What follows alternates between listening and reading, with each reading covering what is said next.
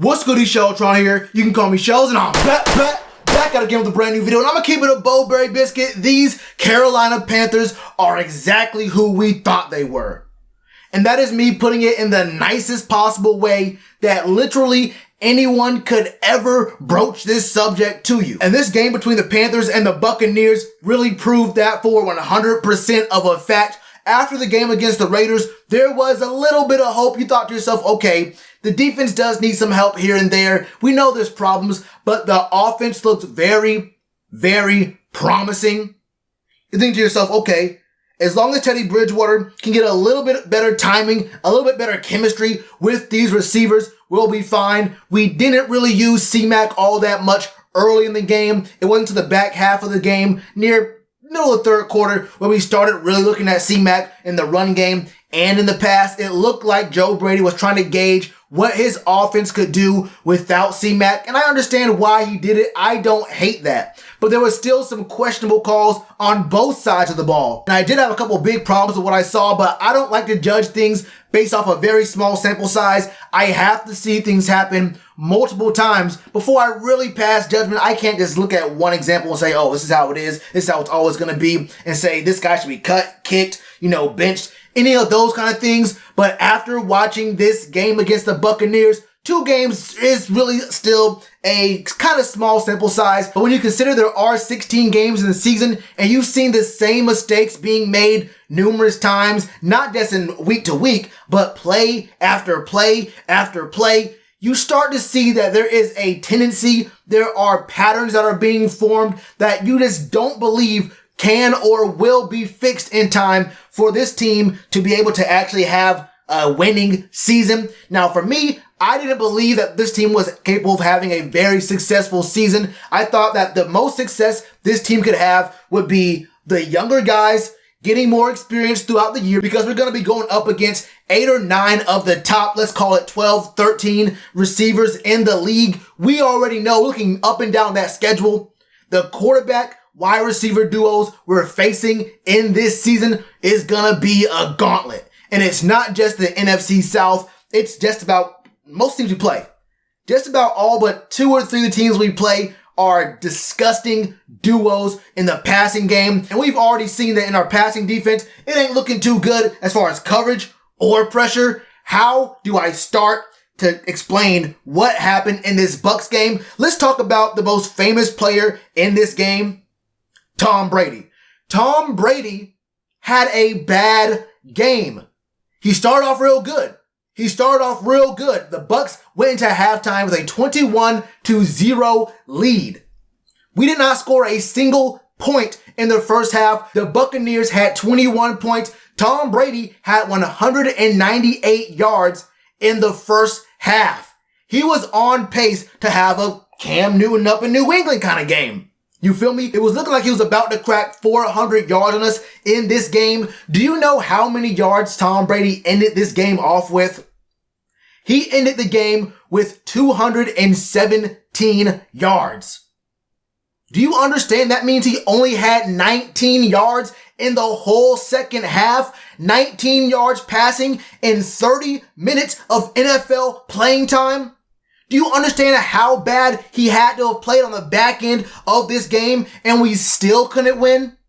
And we still really didn't have much of a chance because, let's be honest, this offense, although it does look promising, there are huge issues. I thought Teddy Bridgewater's biggest problem was, chemistry, timing, that kind of stuff. I don't know what he saw when he threw that screen pass to Christian McCaffrey, which was actually not a Christian McCaffrey. It was about 7 feet above his head and 7 yards up the field. It was an easy interception for what should have been a very easy pitch and catch. It was a disgusting, just ugly pass, and I know the wind was 18 miles an hour. I don't know if that's the reason why the ball lofted up so hard, but it looked like he was throwing some ducks kind of regularly with consistency in this game. I did not like a lot of what I saw from Teddy Bridgewater. Although he did almost reach 400 yards himself, he didn't have a touchdown and he had 2 interceptions. He also got sacked 5 times, and we can talk about the O-line not being all that great, but there were at least 2 times when Teddy got sacked where I felt like he held onto the ball a little bit too long. He tried to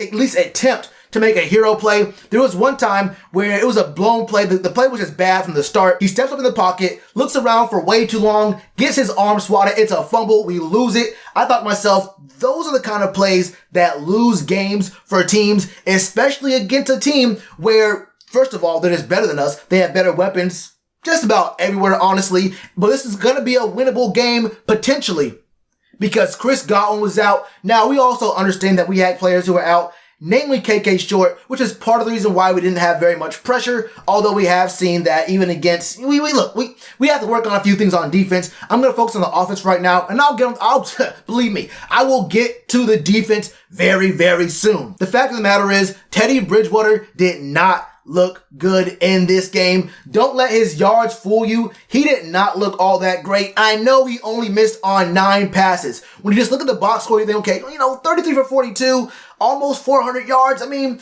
maybe a play here or there would have changed things. If you watch the game, that's not how it went down. It did not look good at all. Look at the numbers, though. Look at the numbers. We had 2 players who both got 100 yards receiving. DJ had 8 receptions for 120 yards. Robbie had 9 receptions for 109 yards. Those numbers look great.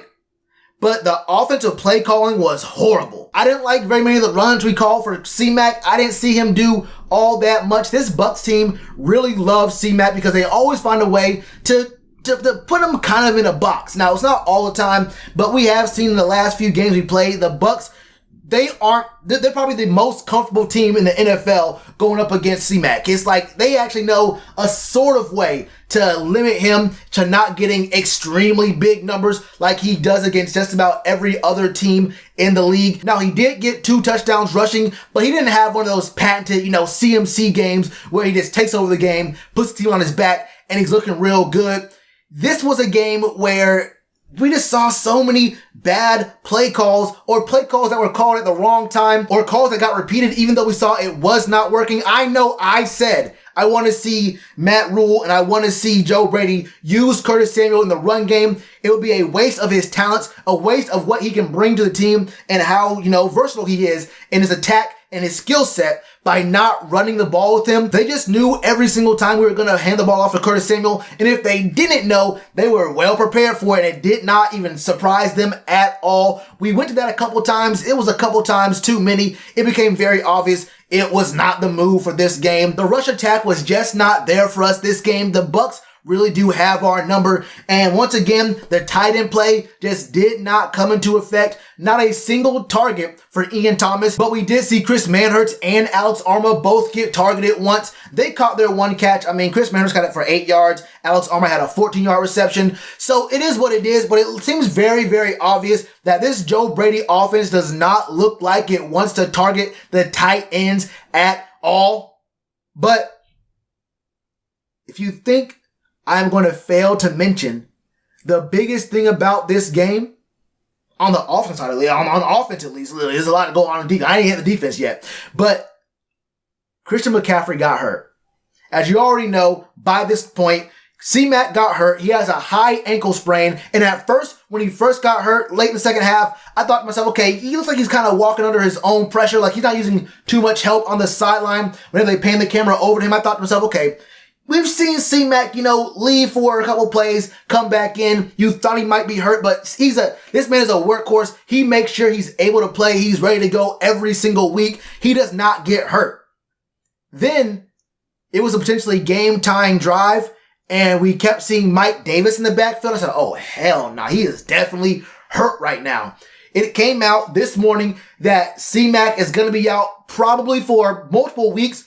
I think Ian Rappaport said it was going to be 4 to 6 weeks. That is up to a month and a half of no C-Mac. And that's an estimate. I'm thinking to myself, if you just paid this man C-Mac all this money, and let's be real about it, 4 to 6 games of no C-Mac, probably going to be some losses. Do you really want to rush him back? Do you want him to be 100% and bring him back in? Or do you want to hit 100%, give him one more week of rest, and then bring him back in? I would hate for him to come in way too early, like this franchise did with Cam Newton, put him in there to be desperate, see him get hurt again, and it becomes an even bigger injury than before, and it becomes an even bigger problem than it was before, I do not want to see that happen twice in a row when the timelines of those two events will be so close together. That is not what I really want to see from this team, but I have a really bad feeling we're going to see C-Mac rush back a little too quickly. The offense was bad, but it can't even amount to what the defense did. And what the defense did was a whole lot of nothing, okay? There are problems everywhere on this defense. There is not a single position group that does not have a big question mark on it. D-line, how healthy can K1 be? How effective can he still be at this point? I don't know. Derrick Brown making stupid mistakes after plays where it was 3rd and 8. They throw a screen pass to Shady McCoy. He's like 3 to 4 yards shy of the first down marker, and you fall down on him and hit him way after he's already, you know he's on the ground. You know he's on the ground. They're going to either punt or maybe they're close enough to get a field goal. I forgot what it was. I think it was a field goal. I think they're pretty close to our end zone. They would have had to get a field goal there. That turns into a touchdown. Derrick Brown just cannot get pressure. Brian Burns is really hard to really gauge, what do I really feel about Brian Burns? There's sometimes where we have 4 down linemen, he has his hand in the dirt. There's sometimes we run 3 down linemen, but he's still playing that outside linebacker spot and he's usually going to be blitzing. But we do see him backing out into coverage a lot. I'm not so sure I like Brian Burns in coverage, although he can do it. But the problem is, and this is the perfect segue to my next point, the linebacker core has some really big issues. We can't get pressure with the D-line. The linebackers can't get pressure. They're not going to blitz because there's no semblance of coverage for the linebackers. Tyre Whitehead is a net negative in the pass game. We all know that. If he's backing up, he is foolish as a family friendly. If he's backing up, he's effing up. I'm going to say it like that. Shaq Thompson, number 54, making $54 million over the next 4 years, is looking problematic out there. He's not looking horrible, but it's making me question. I wonder if some of that money that we gave Shaq Thompson, what if that money went to James Bradbury? How would this defense look with an actual bona fide number 1 cornerback right there who has consistently over the past 3 years shut down Julio, Michael Thomas, and Mike Evans? I can bring the proof out if you really need me to, but just trust me. And plus I have multiple videos on this channel talking about specifically what James Bradbury has done against the big 3 in our division for 3 straight years. Don't doubt me on that. And that is a perfect segue number 2 into the third part of this defense, the secondary. Name a single player in the secondary you like. Name a single player who you think will have consistently good play from play to play. I like Rasul Douglas. I think Rasul Douglas is the best cornerback on the Carolina Panthers. But in the wider scheme of the NFL in general, what does it really mean to be the best cornerback on the Carolina Panthers? The bar ain't very high, okay? The bar is actually pretty damn low because Dante Jackson is not very good. And please, Dante Jackson fans, spare me. But Shells, did you not see him hit that interception? He got a pick. That's Dante Jackson for you. He will get those interceptions. Did you not see the pass? Did you not see how bad of a pass that was? Wasn't that horrible pass to Rob Gronkowski, who looks horrible, by the way? Dante Jackson happened to be in the middle of the field with no one around him but other blue jerseys, and the ball came straight to him, and he falls on it, and it's an interception. Dante Jackson just happened to be standing on a patch of green grass, and the ball just falls straight to him. What did Dante Jackson actually do on that play? Are you telling me that interception was the product of good coverage? Or is it more that the ball came to him based off of a very, very horrible throw from Tom Brady? Are we really going to say Dante worked hard for that interception? Is that really what we want to do right now and say that interception is evidence that Dante Jackson is back and can be a number 1 corner on this team? And are we really going to ignore the other times Dante just got burned? And how he let up that touchdown to Mike Evans on the left side of the field. But against very popular belief, I'm not going to sit here and dog on Dante. Look, Dante was not actually the biggest problem in this game. I'm glad he got a pick, and I've never said Dante was bad. I've said he's wildly inconsistent to the point where I don't know if you can really have him on the field. You just do not know what you're going to get out of him from game to game, from play to play. He could make a good play, but he might also let up 3 big plays back to back to back, and he can get bullied by smarter, actually talented quarterbacks. The whole defense looks bad. The only player on defense that I don't have a problem with is Jeremy Chin. he has consistently been consistent. Everyone else has had good plays and very bad plays, and I can't blame some of these rookies. I can't blame backups like Stephen Weatherly. Well, backup or not, I don't know about that. Zach Kerr, who comes in because KK's out. I can't really blame the rookies because they're doing what rookies do. They make mistakes, and I knew that was going to happen before the season started. I knew it was going to be a rough year for this defense, but damn.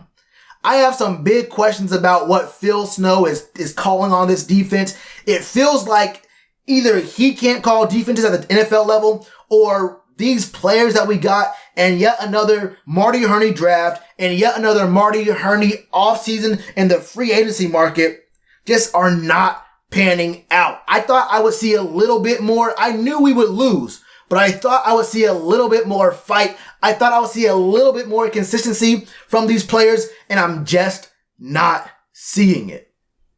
I'm really just not seeing it. I don't know what to really expect. I mean, we lost 17-31. And if you'll remember in my prediction video, I said we would lose this game 17-38. Ended up being 17-31. But if you'll remember, this man, Shady McCoy, dropped a very easy touchdown. He had to dive for it, but it hit him inside his elbow. It was right there. He could have easily caught that ball. All you gotta do is squeeze. All you have to do is squeeze, and he gets that. And then there was someone else, Cyril Grayson, who was a track star at LSU, did not sniff a single snap of college football. Tom Brady gets the snap, looks right, looks left, and what does he see? Not a damn thing that should surprise him. He sees Cyril Grayson. Not a player to his left, not a player to his right, not a blue jersey behind him, not a blue jersey in front of him. It goes green grass, Cyril Grayson, green grass, end zone. Tom Brady could have threw the pass a little bit better. It hit Cyril right in his face mask, bounces off. He was 12 yards away from the end zone. That is two different examples of 7 points left on the field for these Buccaneers. It really could have been 17-38 very easily. It could have been 17-45 very easily. Too many just bad turnovers on offense. 2 picks, 2 fumbles. We lose Christian McCaffrey. There is really no hope on defense except for Jeremy Chinn. And just how much can Jeremy Chinn, who's an outside linebacker, but he's not like a Von Miller outside linebacker, how much can he carry a defense? Not by much. I like Rasul Douglas a lot, but he's not, a showstopper. He's not like one of these lockdown corners who can just take one half the field and say, you can't throw here. You don't get to play the game today. He's not one of those guys. He just happens to be the best cornerback on this team. Dante fans, spam it up in the comment section below. Everyone else, I have a problem with. The offense does not look good. The play calling, the decision making does not look good. We are a sloppy football team. I wish I could be someone who turns on this camera right here, hits that red button, and starts lying to you about how I expect this team to win, how every game should be winnable if we do what we have to do. That is just not the truth. I cannot lie to you. You do not deserve to be lied to. So I won't do it. We are just not a very good football team, and I did not expect us to be a very good football team when this season started. But we're a significantly worse football team because I'm not seeing what I thought I'd see at Teddy Bridgewater. And oh yeah, we might be missing a month and a half of C-Mac. So we got Mike Davis and we have Reggie Bonifant. I wanted Reggie Bonifant to be our number 2 running back, but not like this. 17-31, Panthers lose, unsurprisingly. How many wins do we get this year?